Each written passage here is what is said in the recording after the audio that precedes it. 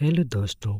Episode की शुरुआत में हमें दो लोगों को दिखाया जाता है जो आपस में लड़ाई कर रहे होते हैं। फिर वह आमने सामने उन दोनों के बीच बहुत ज़्यादा फाइट स्टार्ट हो जाती है। एक दूसरे पर वह जानलेवा हमला करने लगते हैं। एक रेड मार्क्स वाला होता है और एक अपना मेन कैरेक्टर। फिर दोनों आपस में बहुत लड़ाई करने लगते हैं। फिर अपना मेन कैरेक्टर अपनी पूरी ताकत लगा देता है। फिर सामने वाला बंदा एक पाम अटैक से उस पर हमला करता है, जिससे हमारा मेन कैरेक्टर एकदम पीछे हट जाता है और रेड वाला मार्क्स वाले को चोट लगता है। फिर अपना मेन कैरेक्टर सोचता है, जब भी मैं उससे वार करता हूँ मुझे भी दर्द क्यों होता है। नेक्स्ट सीन में अपना मेन कैरेक्टर को एक लड़की दिखाया जाता है। फिर रेड मार्क्स वाला बोलता है, अगर तुम वापस जाना चाहते हो तो तुम्हें मुझे हराना होगा। फिर वह दोनों आपस में फिर से फाइट करने लगते हैं। रेड मार्क्स वाला कुछ टाइम बाद लड़ाई करने के बाद अपना मार्क्स उतार देता है, जिसे देखकर अपना मेन कैरेक्टर सोचता है कि यह कैसे हो सकता है, ये मेरी तरफ हूबहू क्यों दिखता है। फिर वह रेड वाला बताता है कि मैं तुम्हारा फ्यूचर हूँ और मैं हेवन से आया हूँ। अगर तुम यहाँ से वापस नहीं जाओगे तो तुम्हें हेवन के लोग आकर मार देंगे। मेन कैरेक्टर का जो फ्यूचर से आया हुआ क्लोन बॉडी रहता है वो बताता है, अगर तुम अभी नहीं गए नीचे तो तुम मारे जाओगे और तुम कभी वापस नहीं जा पाओगे और अपने फ्यूचर में कुछ नहीं कर पाओगे। इसलिए मैं अब तुम्हें भेज रहा हूँ। साथ ही साथ मैं अपने पूरे लाइफ की मेमोरी भी तुम्हें दे रहा हूँ, जिससे तुम्हें आगे चलकर फ्यूचर में काफ़ी मदद मिलेगी। साथ ही साथ अपने कुछ पावर्स भी तुम्हें ट्रांसफ़र कर रहा हूँ। फिर धीरे धीरे दिखाया जाता है कि उसका फ्यूचर क्लोन डिस्ट्रॉय होने लगता है और अपना मेन कैरेक्टर इतने पावर लेने के बाद वो भी काफ़ी कमज़ोर महसूस करने लगता है। फिर उसके पास अचानक चैन आते हैं जो उसे नीचे खींचने लगते हैं और वो आसमान से नीचे गिरते हुए आ जाता है। फिर बोलता है, ये ताकत बहुत है। फिर वह एक चक्र आता है जिसके बाद वह नीचे गिरने लगता है। फिर कुछ समय पहले दिखाया जाता है जब अपने मेन कैरेक्टर को दो लोग उसके बॉडी को मारकर फेंक रहे होते हैं। फिर वो जाते जाते सोचते हैं, अब तो यह मर गया लेकिन इसकी कल्टीवेशन अभी भी अच्छी है, फिर क्यों ना हम इसका इस्तेमाल कर लें।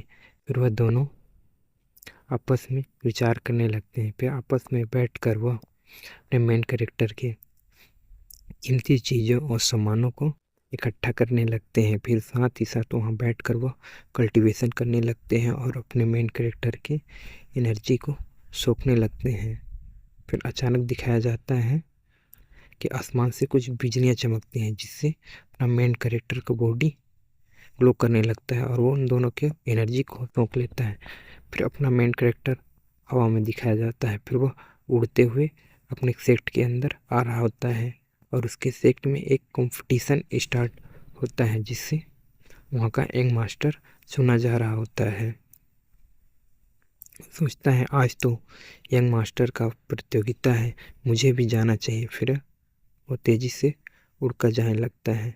फिर दिखाया जाता है वहाँ पर कुछ एल्डरों को और वहाँ का एक डिसाइबल दिखाया जाता है जो एक एल्डर का डिसाइबल आया होता है, जो सभी एल्डरों को ग्रीट करते हुए बोलता है, अब तो मैं आराम से यहाँ का यंग मास्टर बन जाऊँगा। और का फादर भी सोचता है, मैं अब तो अपने मेन कैरेक्टर को उसके भेजे हुए लोग मार सकती होंगे। फिर वह उसका यंग मास्टर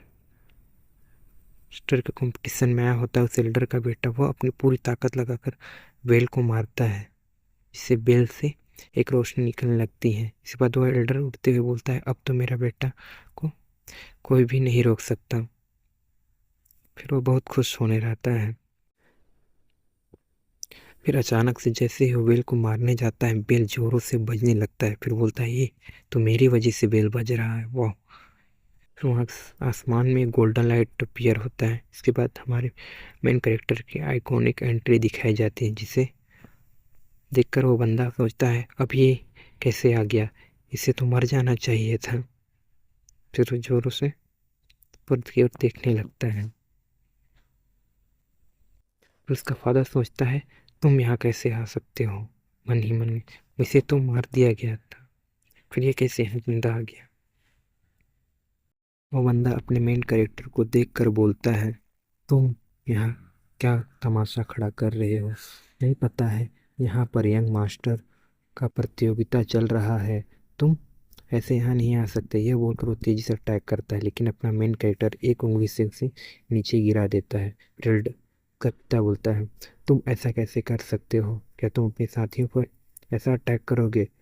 फिर अपना मेन कैरेक्टर बोलता है ये मेरा साथी, क्या तुम्हें नहीं पता तुमने मेरा सुप्रीम बॉम्ब चोरी करके अपने बेटे को दिया जिससे वह इतना ताकतवर सका, नहीं तो यह कचरा कुछ भी नहीं कर सकता था। यह बोलकर अपना मेन कैरेक्टर बहुत गुस्से में आने लगता है नीचे। फिर उसके प्रेशर से वो बंदा घंटे पर जाकर गिरता है। फिर अपना मेन कैरेक्टर बहुत गुस्से में रेडनेस और दिखाया जाता है। फिर वो उसके सर पे एक लात रखता है और उसके सर को टमाटर की तरह फोड़ देता है।